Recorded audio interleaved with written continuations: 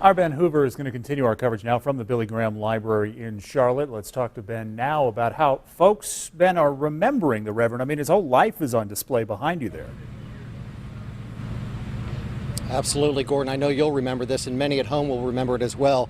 You know, this library was a place that Reverend Graham was at first very much so against. He didn't like that it would bear his name. He also didn't like that it could potentially take away from his message. It wasn't until his family described it to him as a crusade did he reconsider. And of course, that is why you will find at the entrance the cross entrance into this library. Today I spoke with Maribel Chittenden of Charlotte and Larry Gray of Cary, North Carolina. They both remember being at a sold-out Madison Square Garden in New York for one of Reverend Graham's most famous crusades. We go back a long way with Billy Graham, back to when we were just youngsters. We used to listen to him on a radio that was one of these floor model radios on the Hour of Decision every Sunday night. He had such an impact on my life because he was such a man of character.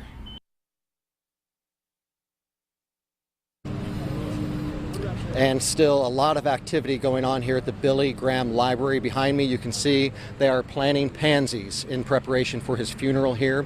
Those details expected to come at 7:30 this evening when they will hold the first media briefing after the passing of the Reverend Billy Graham. At that time we are expected to get more details on his funeral. We do know that it will take place here at the library. We don't know the dates yet.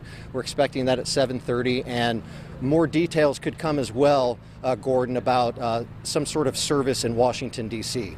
Back to you. Ben, you know what's really striking in the people you're talking to in Charlotte and the people Kim is talking to in Asheville? It's not tears today, is it? It seems like everybody you're talking to, it's more of a celebration of his life. Absolutely. I spoke with Cindy Rich of Charlotte. She broke down in tears, and I asked her, are those tears of sadness or tears of joy? And she said absolutely tears of joy.